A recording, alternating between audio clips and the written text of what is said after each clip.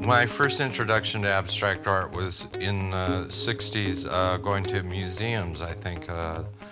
That museum over by the tar pits and seeing these things that, you know, just were like way out there. You go, what?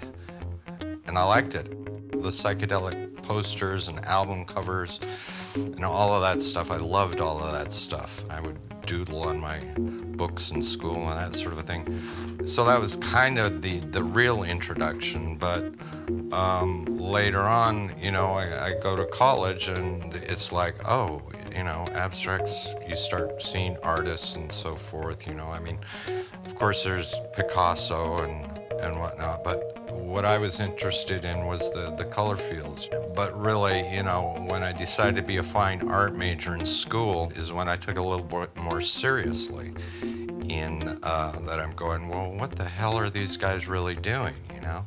Because it looks like it's fun. And so in school, it was like, wow, you know,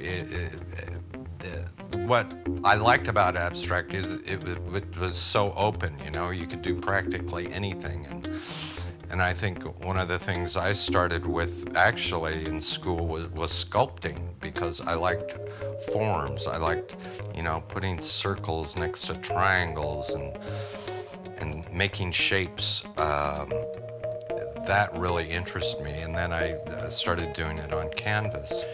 And actually this one over here is one of my earlier pieces. I mean, that was the 70s when I was living in Oakland. So it sort of started there. When I was in Oakland, I took a class at the Art Institute in San Francisco, and it was like a whole different world. It was freedom. You know, for me, abstraction is a freedom. It just continued from there, and then I went to Sonoma State University up north of San Francisco, and you know, I took all the basic classes that you take, and when you study art history, you see all sorts of things, you know, and all the ideas and so forth that are presented to you.